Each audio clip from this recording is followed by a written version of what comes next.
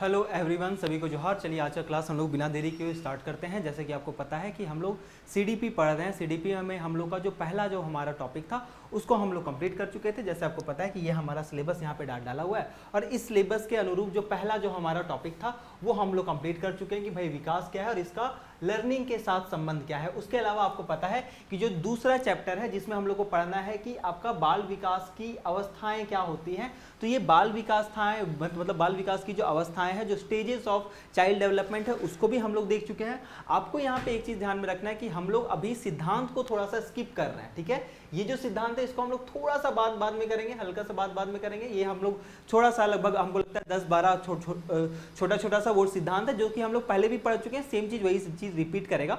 अभी हम लोग जो बहुत इंपॉर्टेंट चीज है जो इसमें आपको मिलता है वो है आपका एनईपी, है ना, नेशनल एजुकेशन पॉलिसी। इसको हम लोग थोड़ा सा अभी देख लेते हैं। आपको ये ध्यान में है कि ये नेशनल एजुकेशन पॉलिसी आपका 2020 में नया चीज आया है और इससे बहुत बार आपके हर एग्जाम्स में, चाहे वो सीटेट का एग्जाम हो, इवन नेट का एग्जाम हो, आसपास का जितना भी टेट क्या बोलते हैं टेट का एग्जाम हो, हर जगह ये आपका आने का चांसेस है। झारखंड का जो एग्जाम है जेटेट, इसमें भी पक्का कुछ ना कुछ ये क्वेश्चन आपका क्या बोलते हैं एनईपी 2020 से देगा।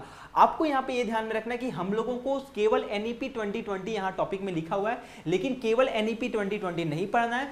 थोड़ा सा हम लोग को थोड़ा बैकग्राउंड में भी जाना है। इससे पहले कौन कौन सा एनईपी आया है ना, उस एनईपी में कौन कौन सा बात हुआ है, ये हल्का फुल्का हम लोग हल्का देखेंगे। ठीक है, तो चलिए आज के क्लास को हम लोग बिना देरी के हम लोग स्टार्ट करते हैं। आपको यहाँ पे 2-3 चीजें यहाँ पे ध्यान में रखनी है, इसको थोड़ा सा आप लोग ध्यान रखिएगा। ठीक है, जैसे अगर हम सिंपली बात करें आपसे, ओके, इसको हम थोड़ा डार्क कर लेते हैं।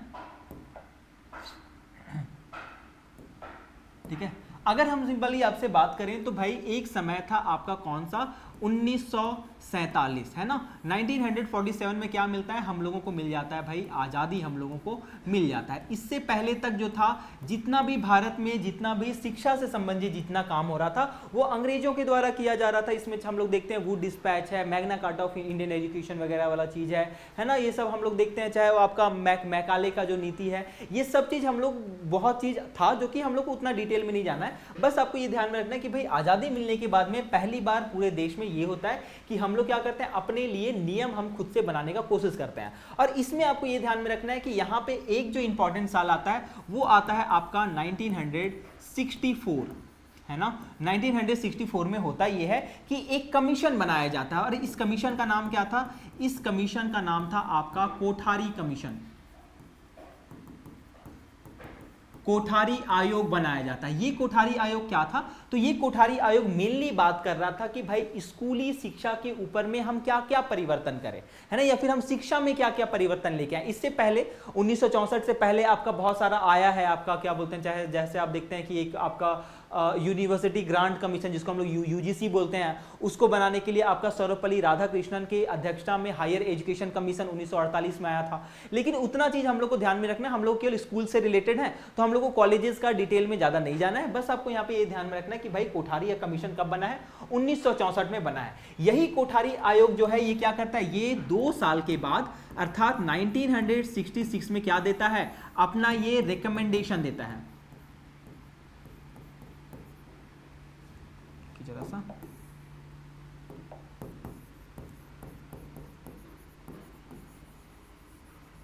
अपना क्या देता है, ये रिकमेंडेशन देता है। जब इसका हम लोग रिकमेंडेशन का बात करते हैं तो ना तो इसके रिकमेंडेशन में 2 चीजें जो सबसे इंपॉर्टेंट चीजें हैं जो आपको याद रखनी चाहिए, है ना, भले वो एग्जाम में ना आए, लेकिन वो 2 चीजें हैं जो कि एकदम आपको याद रखनी चाहिए। और वो 2 चीजें कौन कौन सी है, तो आपको यहाँ पे ध्यान में रखना है। एक चीज क्या है, एक चीज आपका आता है 10+2+3 का फॉर्मूला,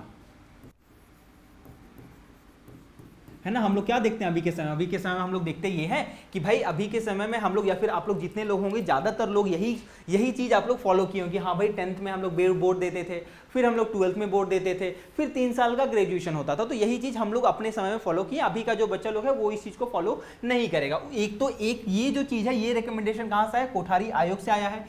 एक और जो रिकमेंडेशन आया था वो क्या था, तो वो था आपका 3 लैंग्वेज फॉर्मूला।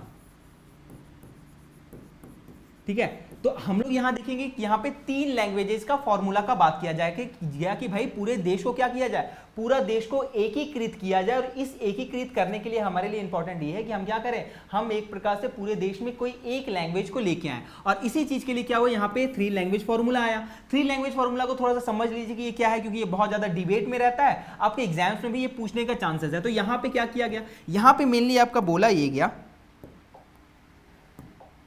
यहां पे मेनली आपका ये बोला गया कि भाई पूरे देश को ना 2 भागों में बांट दिया गया। एक था आपका नॉर्थ इंडिया, है ना, और एक है आपका क्या, साउथ इंडिया है, एक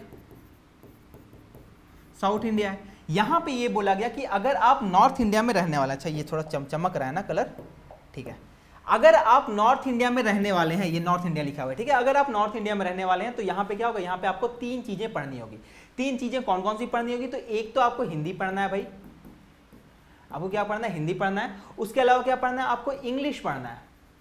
और उसके अलावा आपको क्या पढ़ना है, उसके अलावा आपको एक रीजनल लैंग्वेज पढ़ना है, एक भारतीय भाषा पढ़ना है, कोई सा भी एक भारतीय भाषा। और वो भारतीय भाषा क्या होगा, वो आपको ये कोशिश करना है कि वो ज्यादा क्या वो साउथ का लैंग्वेज हो, कोई सा भी एक साउथ का लैंग्वेज को आप पढ़िएगा। ये क्या हुआ, ये हम लोग 3 लैंग्वेज फॉर्मूला कहां के लिए हुआ, ये नॉर्थ इंडिया के लिए हुआ। अब यहाँ पे साउथ इंडिया आता है, साउथ इंडिया के लिए क्या हुआ, साउथ इंडिया के लिए बोला गया कि आप भी इंग्लिश पढ़िएगा, ठीक है, और आपके यहाँ पे जो भी लैंग्वेज है ना, आपके यहाँ पे जो भी लैंग्वेज बोला जा रहा है, चाहे अगर आप तमिलनाडु में है तो तमिल पढ़िएगा, मलयालम पढ़िएगा, है ना, आप क्या बोलते हैं, अलग अलग जो भी वहाँ पे लैंग्वेजेस है वो पढ़िएगा, है ना, तेलुगु वगैरह सब यहाँ पे पढ़िएगा। तो एक आप जहाँ पे भी रह रहे हैं वहाँ का आप क्या पढ़िएगा, रीजनल लैंग्वेज पढ़िएगा, ठीक है। और यहाँ पे क्या करिएगा, तो आप यहाँ पे हिंदी भी पढ़िएगा, है ना, एक आपको एक नॉर्थ इंडिया का पढ़ना है तो आप हिंदी पढ़िएगा। तो यहाँ पे क्या हुआ, हिंदी और इंग्लिश, क्या है, हिंदी और इंग्लिश दोनों जगह के छात्र पढ़ेंगे, ये कर दिया गया। साउथ इंडिया के लिए बोल दिया गया कि भाई साउथ इंडिया वाले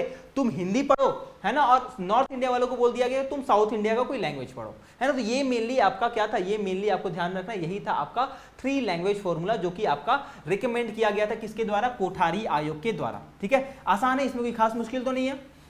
अब आपको ये ध्यान में रखना है कि जब ये चीज हुआ, है ना, तो इसके रिकमेंडेशन के आधार पे, इसके रिकमेंडेशन के आधार पे होता ये है, कोठारी आयोग के रिकमेंडेशन के आधार पे 1968 में 1968 में क्या आता है, पहला बार नेशनल एजुकेशन पॉलिसी आता है, ठीक है, राष्ट्रीय शिक्षा नीति जो पहला आता है वो 1968 में आता है, किसके रिकमेंडेशन के आधार पे, तो यही आपका कोठारी आयोग के रिकमेंडेशन के अनुसार से। तो ये थोड़ा सा आपको ध्यान रखना। तो यहीं पे इसमें वही चीज बात बोला गया, आपका 10+2+3 होगा, 3 लैंग्वेज फॉर्मूला होगा, महिलाओं का शिक्षा के ऊपर में बात किया गया, ये सब चीज यहाँ पे मेनली आपका बोला गया था। ये सब चीज आपको बाद में दिखेगा, हम आपको थोड़ा सा एक बार रफ, आपको एक बार थोड़ा सा हम टाइमलाइन बता दे रहे हैं, ठीक है। तो ये आप कहां पहुंच चुके हैं, आप 1968 में पहुंच चुके हैं, ठीक है। अब हम लोग बढ़ते हैं आगे यहां पे। अब क्या हुआ एक प्रॉब्लम यहां पे ये कि 1968 में जो नेशनल एजुकेशन पॉलिसी आया वो पूरे देश में लागू नहीं हो पाया, वो पूरे देश में लागू नहीं हो पाया।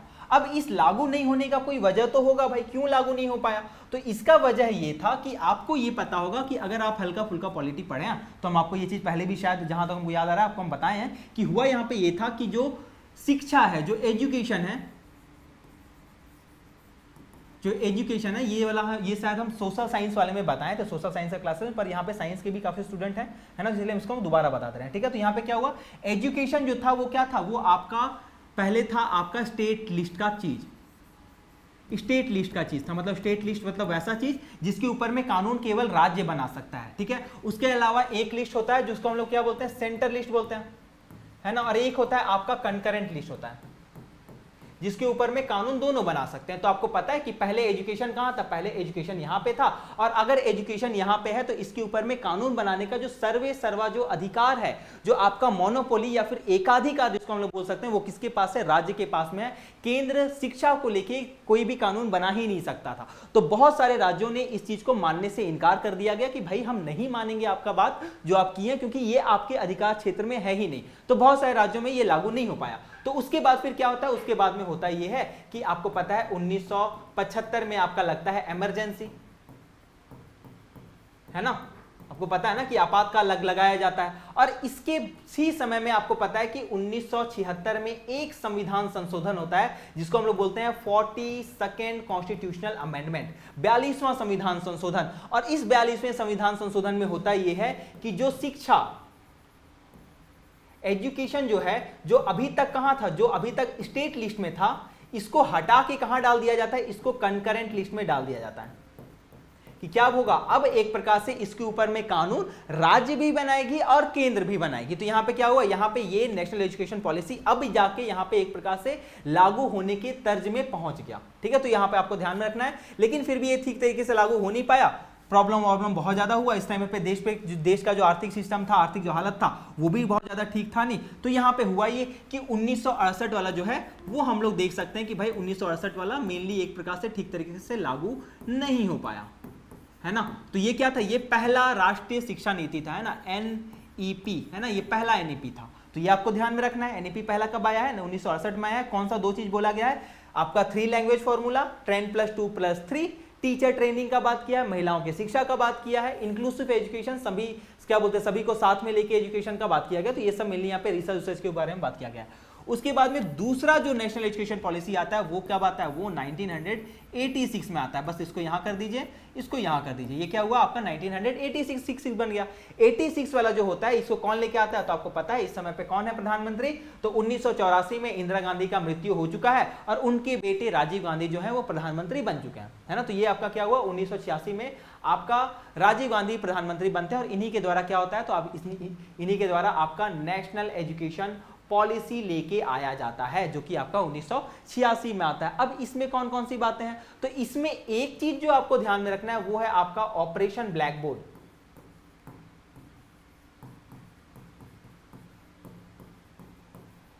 ऑपरेशन ब्लैक बोर्ड का बात किया गया यहां पे। यहां बोला गया कि भाई जितने भी बच्चे हैं या फिर जितने भी ऐसे बच्चे जो स्कूली शिक्षा में, खास करके जो आपका प्रारंभिक शिक्षा में, प्राइमरी एजुकेशन में जितने बच्चे हैं उनको बेसिक फैसिलिटी तो दिया जाएगा, आधारभूत जो आपका जो नीड होता है, जो आवश्यकता होता है वो दिया जाएगा। इसीलिए इसका नाम क्या रखा गया, इसका नाम आपका ऑपरेशन ब्लैक बोर्ड रखा गया। तो ये चीज आप ध्यान में रखिएगा कि 1986 में आपका ऑपरेशन ब्लैक बोर्ड चलाया गया था, NEP 1986 में। इसी में आपका बोला गया कि जितने भी लोग होंगे कि एजुकेशन फॉर ऑल, है ना,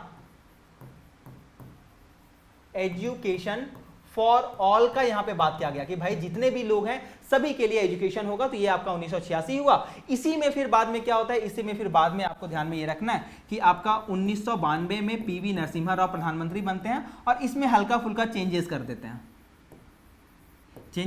और यहां पे बात करते हैं कि भाई सबको एजुकेशन तो मिलेगा लेकिन सभी को क्वालिटी एजुकेशन मिलेगा,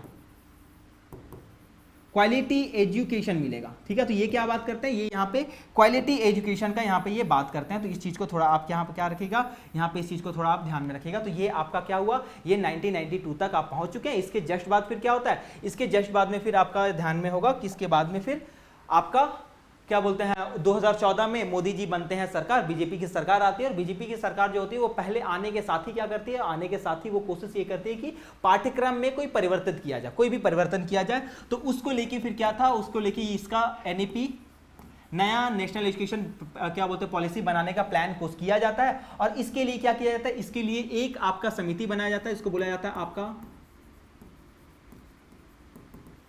सुब्रमण्यम समिति। ठीक है, ये था आपका सुब्रमण्यम समिति जो कि आपका क्या था 2016 में बनता है। और ये आपको ध्यान रखना है, ये क्या करता है, ये इस नेशनल एजुकेशन का बेस बनाने का तैयार करता है कि भाई ये बेस बना रहा है। ठीक है, तो बेस बनाने का काम किया है, तो सुब्रमण्यम समिति किया है।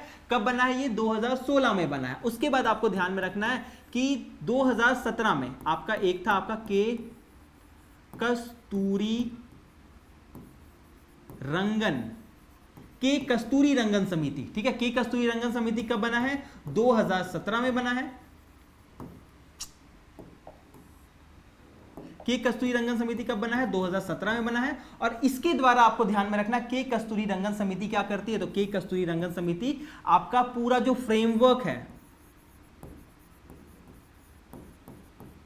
पूरा जो नेशनल एजुकेशन क्या बोलते हैं पॉलिसी का जो ड्राफ्ट जो तैयार करता है, जो पूरा फ्रेमवर्क तैयार करने काम करता है, वो यही के कस्तूरी रंगन समिति करता है। तो ये थोड़ा आप इसमें ध्यान में रखिएगा। और इसी के आधार पे फिर क्या होता है, इसी के आधार पे, इसी के बेसिस पे फिर नेशनल एजुकेशन पॉलिसी 2020 आता है। अब हम लोग को मेनली यहाँ पे 2020 में क्या क्या चीज था वो हम लोग को देखना है। एक बार हम लोग बैकग्राउंड देख चुके हैं, ठीक है, पूरा का पूरा आपका बैकग्राउंड देख चुके हैं। एक बार थोड़ा हम लोग पहले भी एक बार देख लेते हैं। सबसे पहले क्या हुआ, सबसे पहले आपको हम बताएं 1947 में आजादी मिला। 1947 में आजादी मिलने के बाद में हम लोग आजाद हो गए कि हम अपना कानून खुद से बना सकते हैं, अपने लिए राष्ट्रीय शिक्षा नीति हम खुद से बना सकते हैं। उससे रिलेटेड आपका क्या होता है, 1964 में एक कोठारी आयोग बनाया जाता है।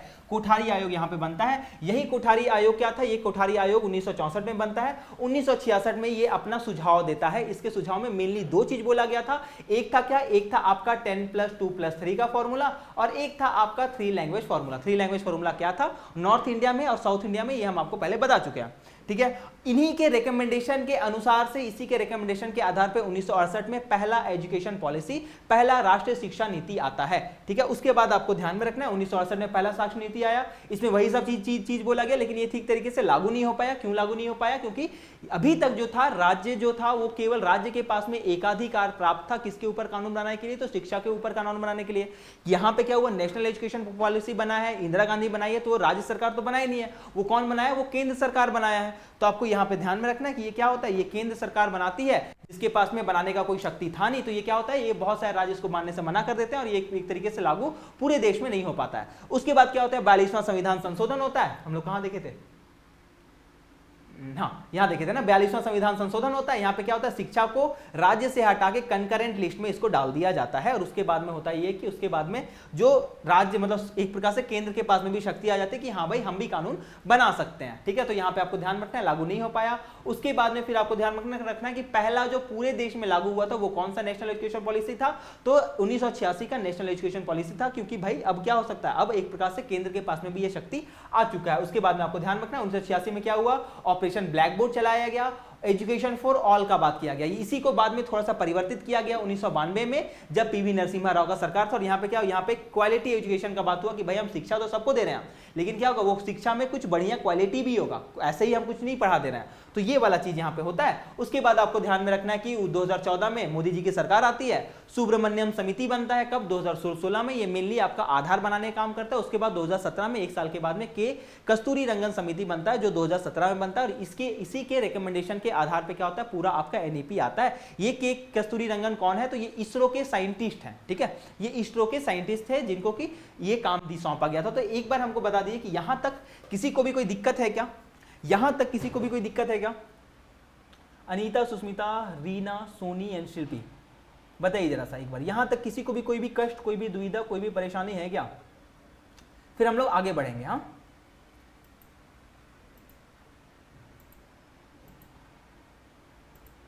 चलिए, उम्मीद है कोई खास दिक्कत नहीं होगा। जो भी ऑनलाइन भी क्लासेस देख रहे हैं आप लोग बताइए कि कोई दिक्कत होगा, कुछ भी दिक्कत होगा तो आप हमको बताइएगा, इसको हम लोग सॉर्ट आउट करेंगे। चलिए आगे बढ़ते हैं। हम लोग कोशिश करना है यहीं पे याद करके जाने का। आपको हम बार बार बोलते हैं यहाँ से दोबारा ऐसा नहीं होना चाहिए कि हम लोग दोबारा इसको याद करने के लिए स्पेशल एक टाइप से कर रहे हैं, ठीक है। तो यही सब, वही सारा चीज यहाँ पे लिखा हुआ है, ठीक है, कि कोठारी आयोग क्या है, कोठारी आयोग क्या क्या काम किया, ये सब चीज आपको ध्यान में रखना है।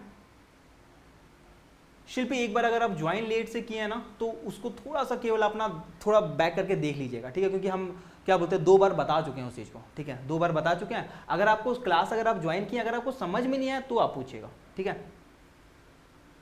ये हम आपको बताएं क्या, कोठारी आयोग, एक बार थोड़ा देख लेते हैं। कोठारी आयोग, वही कोठारी आयोग कब बना, 1964-66 में बना। 2 चीज का बात किया, 3 लैंग्वेज फॉर्मूला, और ये क्या बात किया है, ये आपका 10+2+3 का बात किया है, ठीक है। यही चीज यहाँ पे लिखा हुआ है, इसको एक बार हल्का हल्का आप लोग नोट्स को एक बार देख लीजिएगा, ठीक है। उसके बाद आपका 3 लैंग्वेज फॉर्मूला क्या है, वही चीज यहाँ पे लिखा हुआ है। उसके बाद हम आपको बताएं 1968 का जो पहला एजुकेशन पॉलिसी था, वो आपको ध्यान में रखना है कि क्या बोलते हैं, डीएस कोठारी आयोग जो था, उसी के जितना भी रिकमेंडेशन था उसको ये लागू करने के ऊपर में ये जोर दिया गया था, ठीक है। और यहाँ पे क्या बात किया गया, यहाँ पे राष्ट्रीय एकता के ऊपर में जोर देने का बात किया गया कि भाई पूरे देश में राष्ट्रीय एकता लेके आ जाए। और इसी राष्ट्रीय एकता के लिए क्या हुआ, इसी पूरे राष्ट्र को जोड़ना है हमको। पूरे राष्ट्र को कैसे जुड़ेगा, तो पूरे राष्ट्र को हम लोग हिंदी से जोड़ने का कोशिश किया गया, इसीलिए यहाँ पे 3 लैंग्वेज वाला फॉर्मूला का यहाँ पे बात किया गया था, ठीक है। उसके बाद आपको ये ध्यान में रखना है कि 1986 में पहला एजुकेशन पॉलिसी है जो कि पूरे देश में लागू हुआ था, है ना, पूरे देश में लागू हुआ था। इसमें यही है आपका ऑपरेशन ब्लैक बोर्ड था, इसमें एडल्ट एजुकेशन का बात किया गया था, इसमें कोशिश किया गया था कि जितने बच्चे हैं सभी कोई क्या करे, सभी कोई का पढ़ाई लिखाई होता रहे, ठीक है। उसके अलावा आपको ये ध्यान रखना है यहाँ पे टीचर एजुकेशन का बात किया गया कि भाई शिक्षकों को भी पढ़ाया जाए, जो भी शिक्षक बन रहे हैं उनको पढ़ाया जा सके।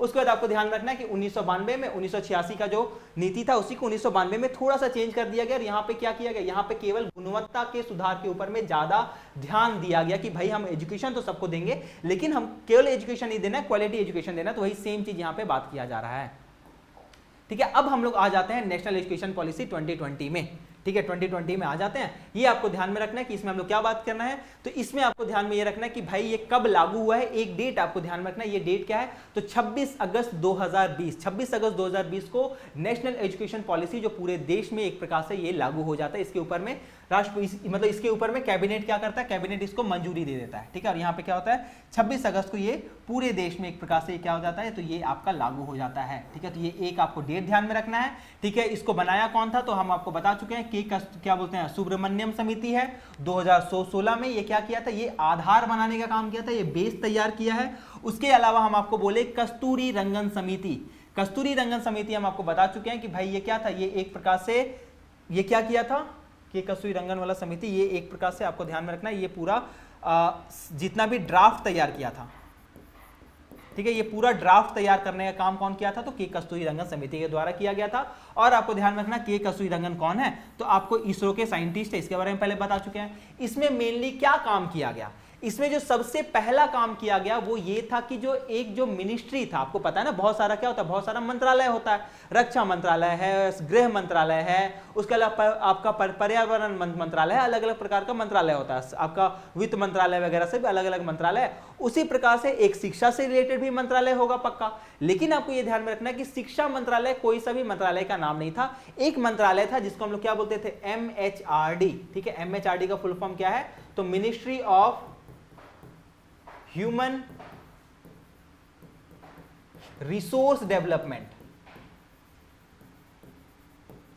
ठीक है। तो ये आपको ध्यान में रखना है, ये पहले क्या था, ये ह्यूमन रिसोर्स डेवलपमेंट मतलब ministry of human resource development नाम से एक आपका मंत्रालय था। यही क्या करता था, यही पहले एजुकेशन से संबंधित जो काम था वो किया करता था। अब क्या किया गया, अब MHRD को हटा दिया गया और इसके जगह पे इसी का नाम बदल के क्या कर दिया गया, इसी का नाम बदल के आपका शिक्षा मंत्रालय कर दिया गया। तो एक तो आपको ध्यान रखना कि भाई MHRD का नाम बदल के शिक्षा मंत्रालय कब किया गया, तो यही नेशनल एजुकेशन पॉलिसी 2020 के तहत किया गया है, ठीक है। चलिए अब हम लोग इसमें एक एक करके बात करते हैं कि इसमें कौन कौन सी चीजें हैं। तो सबसे पहला अगर आपसे पूछा जाए, सबसे पहले हम लोग क्या थे, हम लोग आपको बता चुके कि जो कोठारी आयोग था वो क्या किया था, वो आपका 10+2+3 का बात किया था। आपको यहाँ पे ध्यान में रखना है कि ये कोठारी आयोग का जो 10+2+3 फॉर्मूला था इसको हम लोग हटा दिए हैं और अब हम लोग एक नया फॉर्मूला लेके आए जिसको हम लोग बोलते हैं 5+3+3+4, ठीक है। 5+3+3+4, ठीक है। तो ये आपको ध्यान में रखना है, 5+3+3+4 इसका यहाँ पे बात किया गया है, ये थोड़ा सा आपको ध्यान रखना है। इसको हम लोग एक एक करके समझ लेते हैं कि भाई ये क्या है, ठीक है।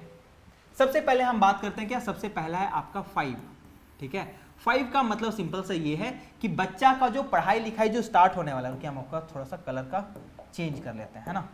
ये आपको ध्यान में रखना है कि जो आपका पढ़ाई जो स्टार्ट होने वाला है वो कब से स्टार्ट होगा, तो वो 2 साल की उम्र से स्टार्ट हो जाएगा, 2 साल से ये स्टार्ट हो जाएगा। तो ये आपको ध्यान में रखना है, 2 नहीं इसको बोल सकते हैं, 2 साल जैसे ही कंप्लीट होता है मतलब 3 साल इसको बोलिएगा, 3 साल से आपका एजुकेशन स्टार्ट हो जाएगा। तो 3 साल से लेके आपका 8 साल तक का जो उम्र होगा वो क्या कहलाएगा, तो वो कहलाएगा आपका फाउंडेशन स्टेज कहलाएगा।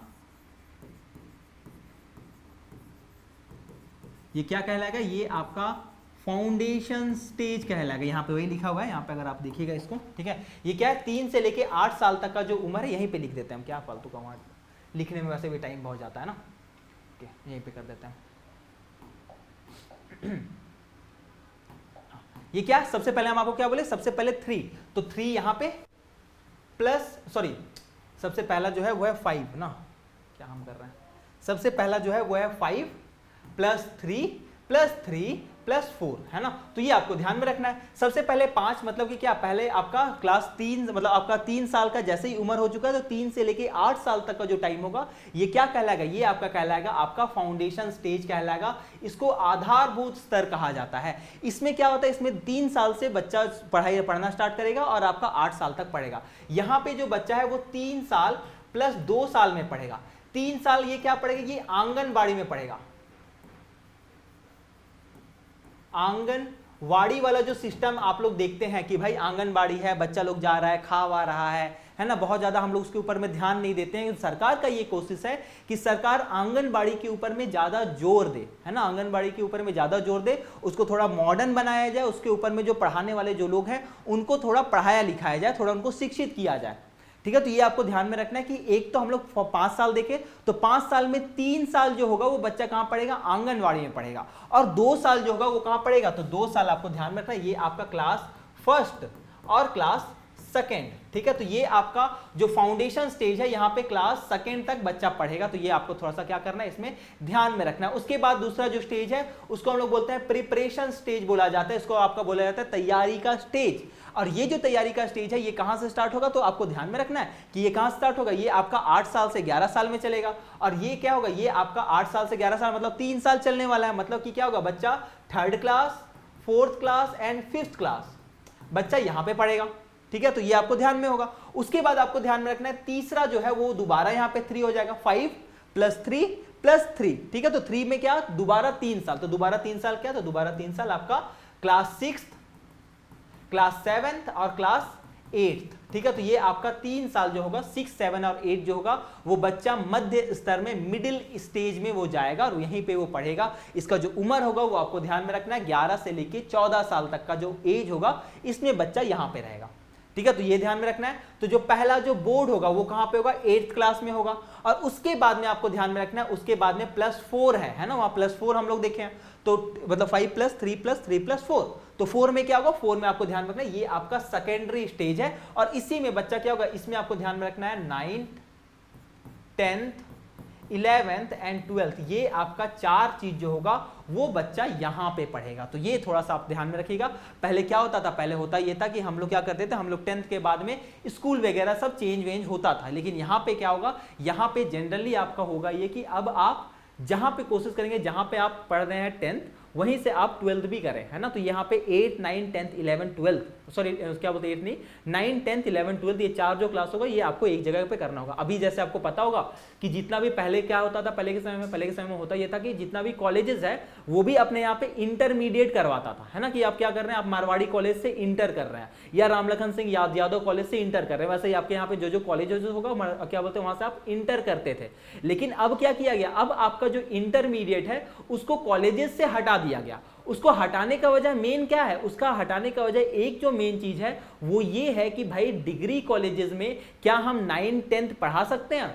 ऑब्वियसली आप बोलेगा 9, 10 तो नहीं पढ़ा सकते, 11, 12 तो चलिए समझ में भी आता था, 9, 10 तो पढ़ा नहीं सकते। और हमको क्या करना है, हमको नेशनल एजुकेशन पॉलिसी 2020 को हमको लागू करना है। तो इसी के चक्कर में हुआ ये कि इस साल या इससे 1 साल पहले जो हुआ था कि आपका पूरा जितना भी आपको डिग्री कॉलेजेस दिखता है वहां से इंटरमीडिएट हटा दिया गया है। ठीक है, तो ये थोड़ा सा आपको इसमें ध्यान में रखना है कि भाई ये 4 प्रकार का स्टेज है, 3 से 8, 8 से 11, 11 से 14 और 14 से 18। बताइए जरा से, यहां तक किसी को भी कोई दिक्कत है? यहां तक किसी को भी कोई दिक्कत है क्या?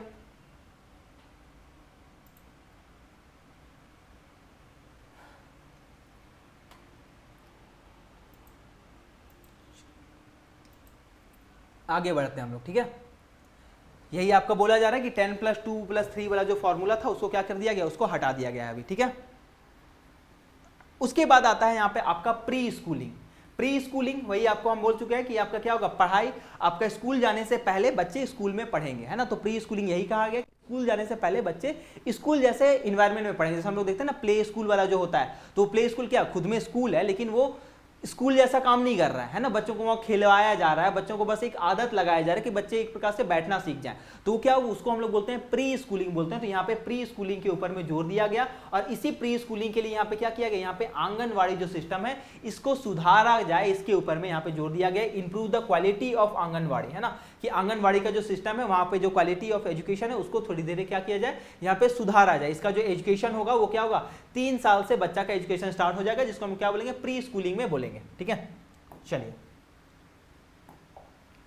उसके बाद आपको ध्यान में रखना है ये जो चीज है ना, ये जो नया जो एजुकेशन पॉलिसी, इसमें कौन कौन सी चीजों को आपको याद रखना है। तो एक तो यहाँ पे ध्यान में रखना है कि यहाँ पे बहुभाषाईवाद का बात किया गया। बहुभाषावाद मतलब कि एक बच्चा जो होगा वो केवल एक लैंग्वेजेस नहीं सीखेगा, वो बहुत सारे लैंग्वेजेस को सीखेगा। हम लोग ये देखे थे ना कि बच्चा का जो स्टार्टिंग वाला जो टाइम होता है वो लैंग्वेज डेवलपमेंट के लिए बहुत अच्छा होता है। मतलब अगर हम है ना, मेरे द्वारा अगर सीखा जाए कोई नया लैंग्वेज तो मुझे हो सकता है कि प्रॉब्लम होगा सीखने में, लेकिन अगर कोई छोटा बच्चा है उसको कोई लैंग्वेज सीखने में दिक्कत नहीं होगा। तो यहाँ पे आपको ध्यान रखना है कि इसीलिए हम लोग क्या कर रहे हैं, बहुभाषावाद, है ना, मल्टी आपका लिंग्विस्टिक आपका चीज यहाँ पे लाने का कोशिश किया जा रहा है कि बच्चे बहुत सारे लैंग्वेजेस को साथ में सीखे। उसके अलावा जो क्लास 5 तक का जो एजुकेशन है ना, क्लास 5 तक का एजुकेशन है वो क्या होगा, वो क्लास 5 तक का एजुकेशन जो होगा वो आपका मातृभाषा में होगा। जो हम लोग सेकेंड स्टेज जो हम लोग देखे यहाँ पे जो सेकंड स्टेज देखे, जो क्या था आपका, पहला था यहाँ पे 5th क्लास तक वाला जो स्टेज है, जिसको हम लोग पहला जो आधारभूत स्टेज और दूसरा जो तैयारी स्टेज है, इन दोनों स्टेजेस में जो पढ़ाई होगा वो मातृभाषा में करवाया जाएगा। अगर आप हिंदी से हैं तो हिंदी में, मराठी से हैं तो मराठी में, अगर आप कन्नड़ बोलने वाले हैं तो कन्नड़ में। ठीक है, तो ये आपका क्या हुआ, यहाँ पे आपका क्लास 5 तक का जो आपका एजुकेशन है वो आपके अपने मातृभाषा में दिया जाएगा। उसके अलावा क्या, लचीला पाठ्यक्रम कर दिया गया। लचीला पाठ्यक्रम मतलब कि थोड़ा सा जो पहले जो बर्डन वाला जो चीज था, मतलब कोशिश किया गया कि भाई बच्चों के अंदर में बर्डन बहुत ज्यादा ना पड़े, तो थोड़ा सा इसका जो करिकुलम था, जो सिलेबस था, उसको कम किया गया। ठीक है, और कम करने के द्वारा थोड़ा इसको आसान बनाया गया। इसको अगर इजी वर्ड में, एक वर्ड में बोले तो इसको क्या किया गया, इसको आसान किया गया है। बच्चों के अंदर में मतलब सोचने समझने की क्षमता ज्यादा विकसित हो, वो रटने के ऊपर में ज्यादा ना जोर दें, इसके ऊपर में यहाँ पे जोर दिया गया है। अच्छा, यहाँ पे एक और चीज क्या किया गया, यहाँ पे स्टीम खत्म कर दिया गया।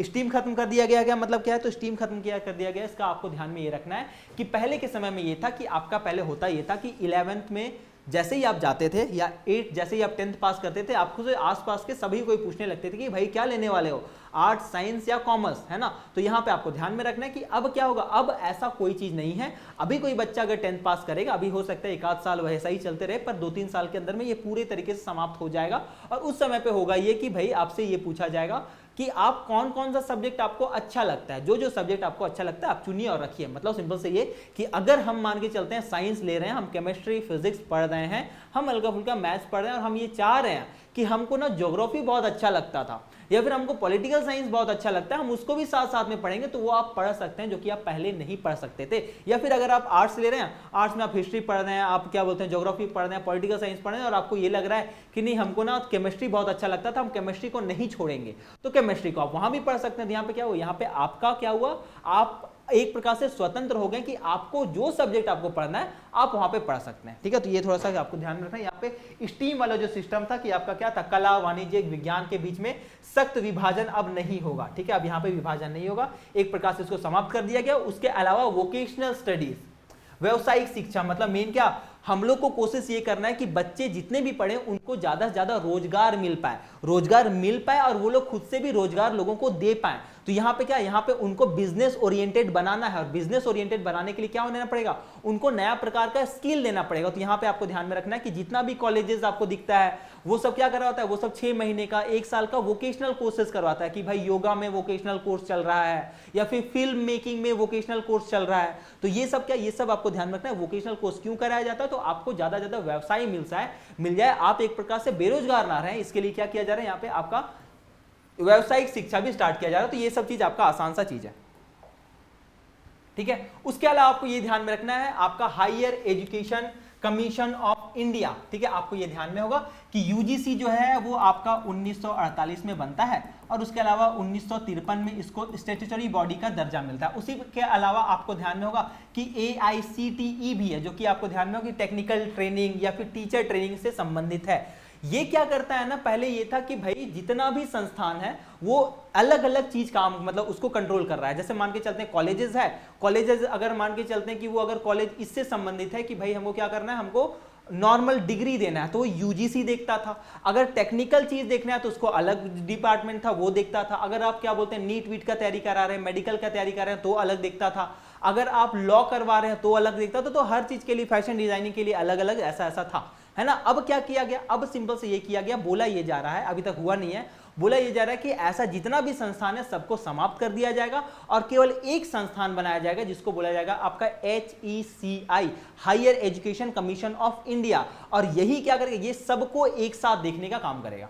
ठीक है, तो ये आपको ध्यान रखना है। यहाँ पे क्या है, यहाँ पे रिप्लेस करने का बात किया जा रहा है कि भाई यूजीसी और आपका AICTE को हम लोग क्या कर देंगे, रिप्लेस कर देंगे, किसके साथ, तो higher education commission of India के साथ। तो ये थोड़ा सा आप इसमें ध्यान रखिएगा। जितने भी फॉरेन यूनिवर्सिटीज हैं, चाहे आप हार्वर्ड देखते हैं, चाहे आप कैलिफोर्निया यूनिवर्सिटी देखते हैं, कोई सा भी यूनिवर्सिटी देखते हैं, उनको ये बोल दिया गया कि अब आप, अगर आप चाहते हैं कि आप भारत में अपना एक ब्रांच खोले तो खोल सकते हैं। पहले ऐसा नहीं था, पहले वो लोग नहीं खोल सकते थे, वो एक सख्त कानून था कि आप यहाँ नहीं पढ़ाई लिखाई करवा सकते हैं। अब यहाँ पे किया गया कि अब बोल दिया गया कि आप अगर चाहते हैं, कोई विदेशी का यूनिवर्सिटी अगर यहाँ खोलना चाहते हैं तो आप खोल सकते हैं। तो एक क्या हुआ, यहाँ पे विदेशी क्या बोलते हैं यूनिवर्सिटी खोलने का अनुमति मिल गया इन लोगों को। उसके अलावा वैकल्पिक डिग्री, आपको ये पता है ना, कि जो भी डिग्री मिलता है, पहले के समय में हम लोग को 3 साल में डिग्री मिलता था, ग्रेजुएशन 3 साल का, अब क्या कर दिया गया है, अब आपका 4 साल का कर दिया गया है। 4 साल में सिंपल सा ये है कि 4 साल में, 3 साल में तो आपको डिग्री मिल जाएगा, लेकिन 1 साल अगर आप और कर लेते हैं तो आप क्या कर सकते हैं, आपको यहाँ पे रिसर्च का भी डिग्री मिल जाए कि आप 1 साल रिसर्च भी किए हैं, है ना। तो ये आपको ध्यान में रखना है कि लोगों के अंदर में रिसर्च का भावना ज्यादा बढ़े, इस चीज के लिए 4 साल का डिग्री कर दिया गया। उसके अलावा आपको ध्यान रखना है कि मास्टर्स जो डिग्री है वो 1 साल का कर दिया गया, पहले 2 साल का था, अब 1 साल का कर दिया गया। तो ये थोड़ा सा आपको ध्यान में रखना है कि भाई बीए क्या बोलते हैं, जो डिग्री जो है वो 4 साल का कर दिया गया, ग्रेजुएशन 4 साल का कर दिया है, 3 साल में भी आप निकल सकते हैं, लेकिन अगर आप 4 साल कर लेते हैं तो आपको रिसर्च का डिग्री मिल जाएगा। इसी के अनुसार से किया ये गया है कि अगर आप 4 साल का बीएड का कोर्स किए हैं ना, तो 4 साल के बीएड कोर्स कर, सॉरी 4 साल का अगर आप डिग्री का कोर्स किए हैं तो 4 साल के डिग्री कोर्स करने के बाद में आप क्या कर सकते हैं, आप नेट का एग्जाम दे सकते हैं। पहले क्या था, पहले ये था कि आपको क्या था, नेट का एग्जाम देने के लिए आपको, आपके लिए मास्टर्स जरूरी था कि हाँ मास्टर्स अगर आप किए हुए या फिर मास्टर्स आपका कंप्लीट होने वाला है तो आप नेट का एग्जाम दे सकते हैं। लेकिन यहाँ पे बोला गया कि नेट एग्जाम देने के लिए एलिजिबल वो व्यक्ति भी है जो कि 4 साल का आपका बीए का या फिर बीएससी का या बीकॉम या फिर बीकॉम का कोर्स किया है। तो ये थोड़ा सा ध्यान रखिएगा। जो एमफिल का जो पहले प्रोग्राम होता था वो एमफिल का प्रोग्राम को क्या कर दिया गया, एमफिल के प्रोग्राम को पूरी तरीके से यहाँ पे समाप्त कर दिया गया है। रिसर्च के ऊपर में जोर दिया गया है ना। जितना भी जो कोशिश ये किया गया कि जितने भी यूनिवर्सिटीज हैं वो रिसर्च करना, और रिसर्च को करने के लिए क्या किया गया, तो नेशनल रिसर्च फाउंडेशन, इसको बोला जाता है आपका NRF। दुनिया में, मतलब दुनिया बोलते हैं, भारत में जितने भी यूनिवर्सिटीज हैं वो खुद से रिसर्च करवाते थे, लेकिन अब क्या हुआ, अब एक संस्था बना दिया गया जो कि पूरे जितने भी यूनिवर्सिटीज में जो रिसर्च का काम हो रहा है उसको देखेगा। ये कौन सा रिसर्च का एक संस्था है, तो आपको ध्यान रखना है नेशनल रिसर्च फाउंडेशन है, ये बनाने का बात चल रहा है। ये क्या करेगा, ये करेगा ये कि जितने भी यूनिवर्सिटीज हैं उनके अंदर में जो रिसर्च का काम हो रहा है उसको देखेगा। तो ये आपको थोड़ा सा ध्यान में रखना है। इंक्यूबेशन सेंटर, ये इंक्यूबेशन सेंटर क्या है, इंक्यूबेशन सेंटर में आपको ध्यान में ये रखना है कि अगर आप मान के चलते हैं कि आप एक बढ़िया आइडिया आपके पास में है ना, आपके पास में एक बढ़िया आइडिया है कि हम क्या कर सकते हैं, हम कैसे लोगों को, कैसे हम नया बिजनेस बना सकते हैं, है ना। आपके पास में आपके अंदर में इंटरप्रेन्योरशिप का आपके अंदर में वो कीड़ा है ना, कि आप नया बिजनेस कर सकते हैं, आप कोई बड़ा एम्पायर खड़ा कर सकते हैं। तो आपको ध्यान में रखना है कि यहाँ पे कोशिश ये किया गया कि आपको कॉलेजेस में, जितना भी कॉलेजेस है, जितना भी यूनिवर्सिटीज आपको दिखता है, उसमें से लगभग 100 कॉलेजेस के अंदर में या 100 यूनिवर्सिटीज के अंदर में आपका इंक्यूबेशन सेंटर बनाया जाएगा। वो इंक्यूबेशन सेंटर क्या करेगा, तो आप आइडिया लेके जाइए वहां पे, आपका आइडिया में क्या नया चीज होना चाहिए, क्या जोड़ना चाहिए, क्या आपका आइडिया में सही में कोई दम है ना, आपको कहां पे वो आइडिया को पिच करना चाहिए, आप कहां से वो पैसा उठा सकते हैं बिजनेस करने के लिए, है ना, वो सब जो आपको सहायता मिलेगा, है ना, आप एक बड़ा कंपनी बना सके, इस चीज के लिए एक प्रकार से आपको सहायता कहां से मिलेगा, तो ये इंक्यूबेशन सेंटर में मिलेगा। भारत में 100 नए इंक्यूबेशन सेंटर बनाने का यहाँ पे लक्ष्य रखा गया है। ठीक है, तो आसान सा चीज है, यहां तक कोई खास दिक्कत नहीं है। यहां हम लोग क्या क्या चीज देख ली है, एक बार हम लोग देख लेते हैं।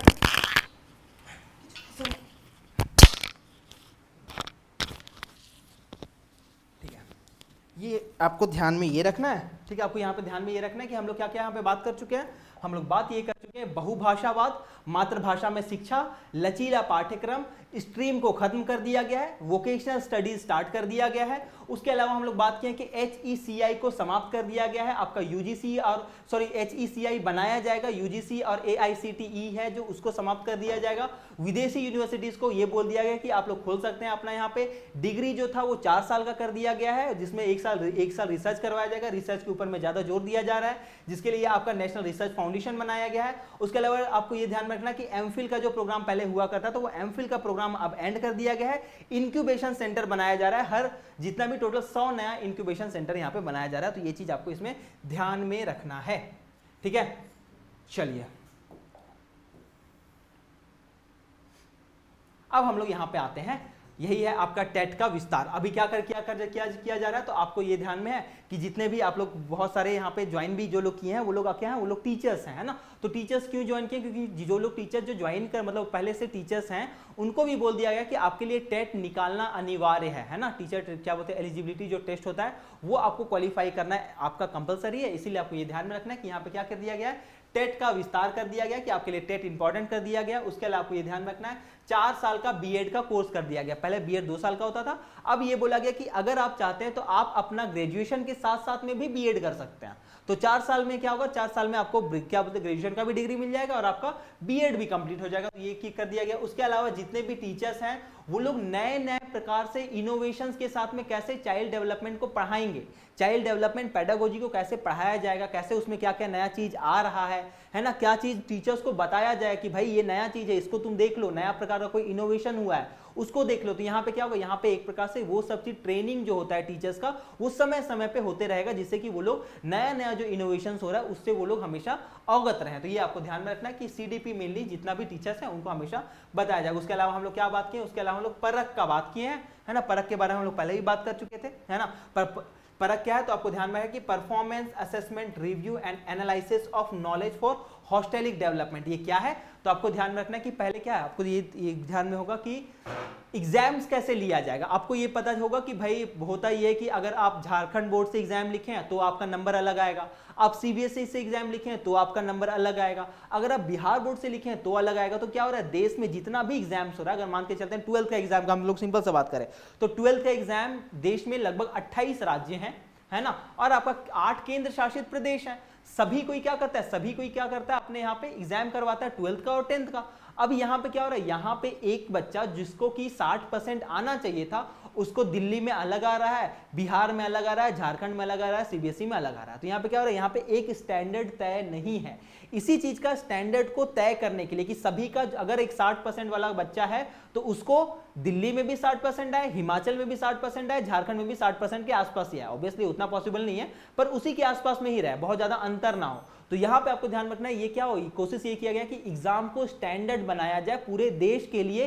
इसी के लिए क्या किया गया, इसी के लिए परख लॉन्च किया गया। परख एक नया चीज है जिसको आपको ध्यान रखना है। इसका फुल फॉर्म आपको ध्यान रखना है, ये क्या है, परफॉर्मेंस असेसमेंट है। आपका परफॉर्मेंस का आप कैसे परफॉर्म करने वाले हैं इसका ये असेसमेंट करता है, ठीक है। परफॉर्मेंस असेसमेंट करता है, उसके अलावा रिव्यू करता है और एनालिसिस ऑफ नॉलेज करता है कि आपके अंदर में कैसा नॉलेज है, कितना नॉलेज है, इस चीज का क्या करता है, आपके अंदर में ये चेक करता है, ठीक है। तो ये आपको ध्यान में रखना है। इसका फुल फॉर्म क्या है, performance assessment review and analysis of knowledge for hostility, ठीक है। तो ये थोड़ा सा आपको ध्यान में रखना है। ये क्या है, ये परख है जो कि क्या होगा, जो कि आपका पूरे देश में एक मानक तय करेगा कि भाई हमको क्या करना है, एग्जाम्स कैसे लेना है। तो ये आपको ध्यान में रखना है। परख सीडीपी का बार बार पढ़ाया जाएगा। 4 साल का बीएड का कोर्स टेट जो है उसको क्या कर दिया गया, कंपलसरी कर दिया गया, ठीक है। अब हम लोग आते हैं आगे, ठीक है। उसके अलावा क्या, उसके अलावा राइट टू एजुकेशन। अब इसको थोड़ा सा समझ लीजिए कि भाई राइट टू एजुकेशन क्या है। आपको ये बताया गया था, है ना, आपको ये बताया गया था कि होता ये है कि 2000, यहाँ नहीं दिख रहा है ना, रुकिए हम थोड़ा सा इसका कलर चेंज कर लेते हैं। आपको ये ध्यान में रखना है कि 2002 में आपको पता है इस समय पे भाई पीएम कौन है, तो इस समय पे पीएम आपको ध्यान में है अटल बिहारी वाजपेयी है ना। और उसके अलावा आपको पता है कि प्रेसिडेंट कौन है इस समय पे, प्रेसिडेंट कौन है, तो आपको मिलते हैं यहाँ पे APJ अब्दुल कलाम मिलते हैं आपको यहाँ पे, है ना। तो आपको ध्यान में है कि भाई यहाँ पे इस समय पे शिक्षा वाला व्यक्ति लोग यहाँ पे पढ़ाई लिखाई में है। अब आपको ये ध्यान में रखना है कि इनके द्वारा क्या किया जाता है, इनके द्वारा किया ये जाता है कि आपका राइट टू एजुकेशन लाया जाता है 2002 में, कि जितने भी बच्चे हैं, ठीक है, जितने भी बच्चे कितने साल तक, 14 साल तक, है ना, 14 साल तक के जितने भी बच्चे हैं उनको क्या किया जाएगा, उनके पास में शिक्षा का अधिकार होगा, कि वो लोग क्या करें, उन लोगों का अधिकार होगा कि वो लोग शिक्षा लें। अब आपको ये ध्यान में रखना है कि ये शिक्षा का अधिकार देना है, तो इसको कहां किया गया, इसको आपको पता है कि आपका क्या होता है, मौलिक अधिकार है, फंडामेंटल राइट है ना। आपको पता है कि आपका क्या बोलते हैं, आपका 12 से लेके 35 तक जो आर्टिकल है वो क्या बात करता है, वो आपका फंडामेंटल राइट का बात करता है। और आपको ये ध्यान में रखना है कि आपका जो आर्टिकल 21 है, इसी 21 में क्या किया गया, तो 21A जोड़ दिया गया, और इस 21A में क्या कर दिया गया कि राइट टू एजुकेशन जोड़ दिया गया, कि अब से क्या होगा, अब से ये सरकार का जिम्मेवारी है कि वो क्या करेगा, वो बच्चों को पढ़ाएगा। 14 साल से जितने भी बच्चे हैं, 14 साल तक के जितने भी बच्चे हैं उनको फ्री पढ़ाया जाएगा, और उनको कंपलसरी रूप से पढ़ाया जाएगा, है ना, उनको अनिवार्य रूप से पढ़ाया जाएगा। मुफ्त और अनिवार्य शिक्षा का यहाँ पे बात किया गया। तो ये क्या हुआ, ये आपका 86th कॉन्स्टिट्यूशनल अमेंडमेंट, है ना, ये आपको ध्यान में रखना है। 86वां संविधान संशोधन, ठीक है, 86 कॉन्स्टिट्यूशनल अमेंडमेंट कब हुआ है, 2002 में हुआ है। और इसमें मेन जो बात किया गया वो क्या किया गया, तो यहाँ पे राइट टू एजुकेशन लाया गया है। और इस राइट टू एजुकेशन में क्या है कि जो भी 14 साल तक के बच्चे हैं उनको क्या होगा, उनको फ्री और कंपलसरी एजुकेशन दिया जाएगा। और ये किस आर्टिकल में लिखा हुआ है, तो ये आपका आर्टिकल 21A में लिखा गया। हम यहाँ क्या बात की है, यहाँ पे हम बात की कि 14 साल तक के जितने बच्चे सबको एजुकेशन दिया जाएगा, 14 साल तक के।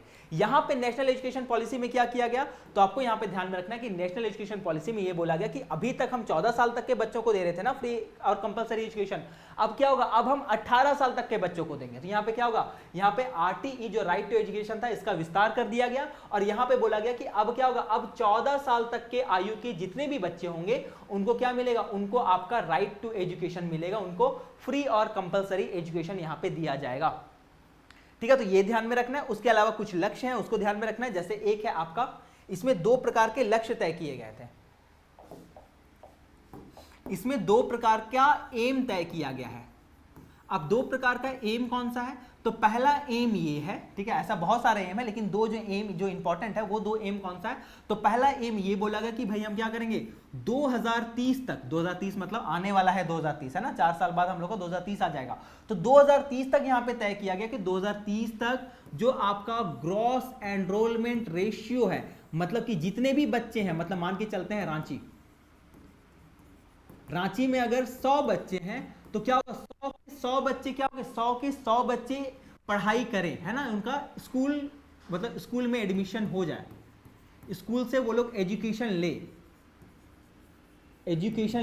ये कितना हो जाए, ये 100% हो जाए। तो यहाँ पे क्या, यहाँ पे ग्रॉस एनरोलमेंट रेशियो 2030 तक 100% करने का लक्ष्य रखा गया है। एक तो ये, उसके अलावा एक और लक्ष्य रखा गया, दूसरा लक्ष्य आपको ध्यान में रखना है कि 2035 तक ये होगा कि यहां से जो 100 बच्चे जो एडमिशन ले रहे हैं ना, इसमें से कम 50 बच्चे, मतलब इसमें से कम 50% जो बच्चे होंगे वो क्या करेंगे, वो एक प्रकार से आपके हायर एजुकेशन में जाएंगे, हायर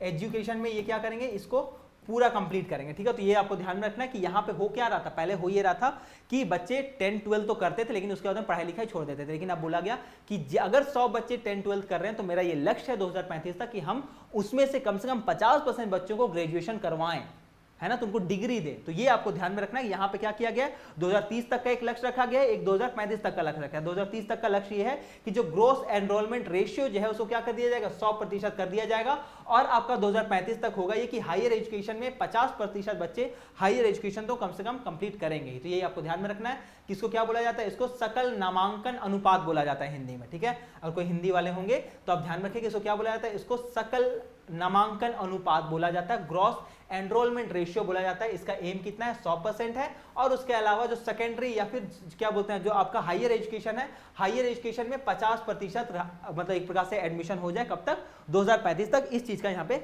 बात किया जा रहा है।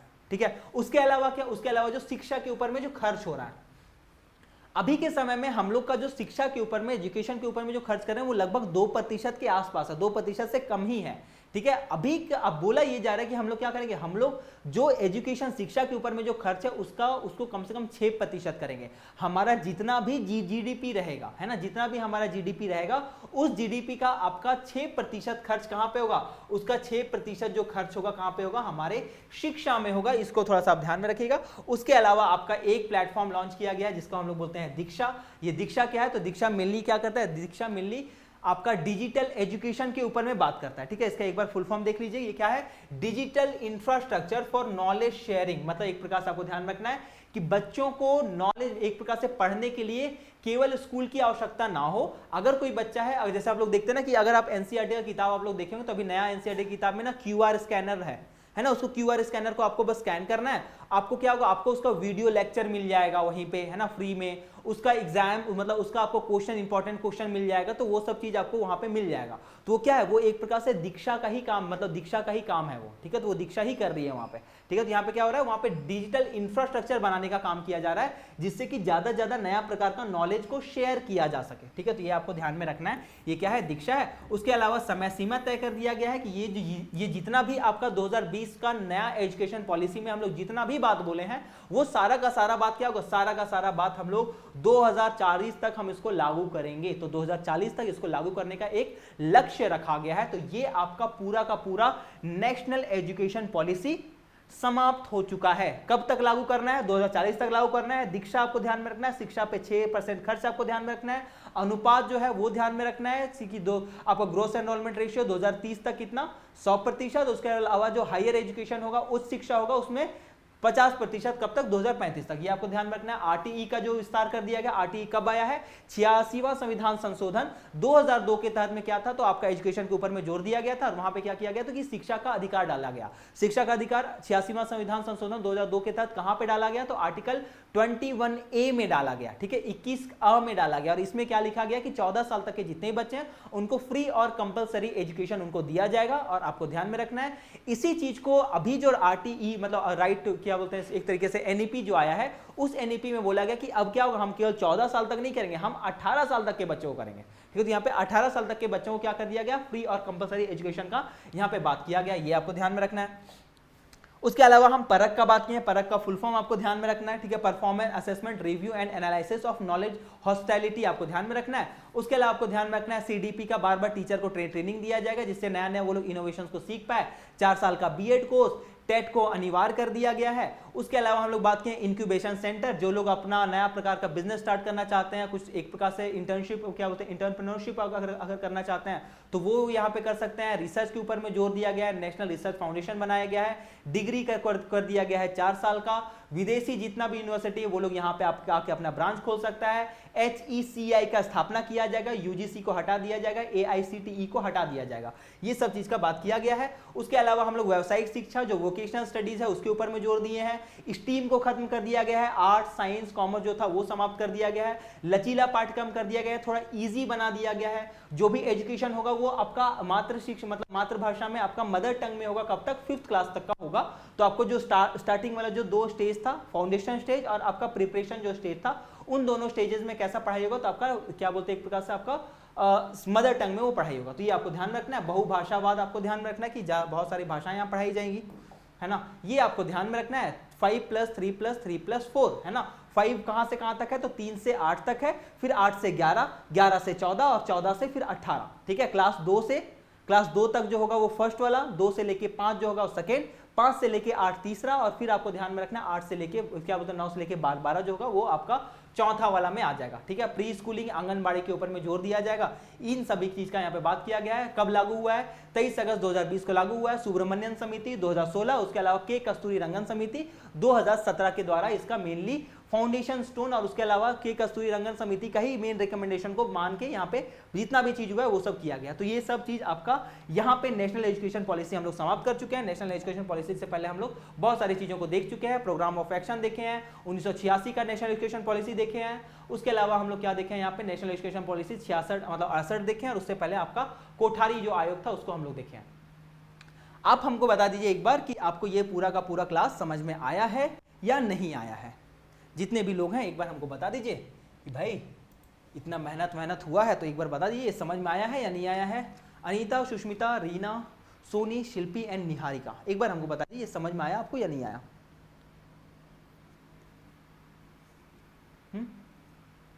एक बार हमको बता दीजिए तो हम लोग फिर आगे बढ़ेंगे। आपको यहाँ पे ये ध्यान में रखना है, कहाँ पे हम लिखे थे ये वाला चीज ना, हाँ, ये आपका NEP 2020 हो चुका है समाप्त। NEP 2020 समाप्त कर चुके हैं। एक जो चीज हम लोग नेक्स्ट क्लास में पढ़ेंगे वो है आपका NCF FE और NCF आपका SC। FS का मतलब क्या है? FS का मतलब है फाउंडेशन स्टेज। फाउंडेशन स्टेज, तो भाई फाउंडेशन स्टेज में क्या क्या पढ़ाया जा रहा है, कैसे कैसे पढ़ाया जा रहा है। फाउंडेशन स्टेज हम लोग देखे ना, क्या बोलते हैं आपका 3 से लेके 8 साल तक का उम्र वाला जो चीज था, जो सेकंड क्लास तक का वाला चीज था वो। और उसके अलावा ये SC का किस चीज का बात करता है? आपका स्कूल एजुकेशन का बात करता है। स्कूल एजुकेशन मतलब स्कूल एजुकेशन कहाँ से कहाँ आपका स्टार्ट होगा? तो जो सेकंड क्लास तक हम लोग देखे, सेकंड क्लास से 12th क्लास तक जो था वो चीज हम लोग देखेंगे, या फिर इसको बोल सकते हैं 8 से लेके आपका क्या बोलते हैं 8 बोल रहे हैं यहाँ पे, हाँ 8 एज से लेके आपका 18 एज तक है ना। तो ये हम लोग देखेंगे यहाँ पे कि ये कैसे काम करता है। ठीक है, उम्मीद है ये पूरा चीज आपको समझ में आया होगा। इसमें अगर किसी को भी कोई दिक्कत होगा तो आप पूछिएगा हमसे। ठीक है, आज की क्लास को तब हम यहाँ पे करते हैं समाप्त। आपका बहुत बहुत धन्यवाद कि यहाँ तक जुड़े रहें। कोशिश करिएगा इसको थोड़ा रिवाइज कर लेने का। एक आध बार अगर आपको डाउट होता है तो एक आध बार इसको दोबारा देख लीजिएगा। इससे छोटा छोटा जितना नोट्स बनता है उसको बना लीजिए, क्योंकि ये बहुत ज़्यादा इंपॉर्टेंट टॉपिक है। ठीक है, आपका बहुत बहुत धन्यवाद कि आप लोग यहाँ तक जुड़े रहें। सभी को थैंक यू।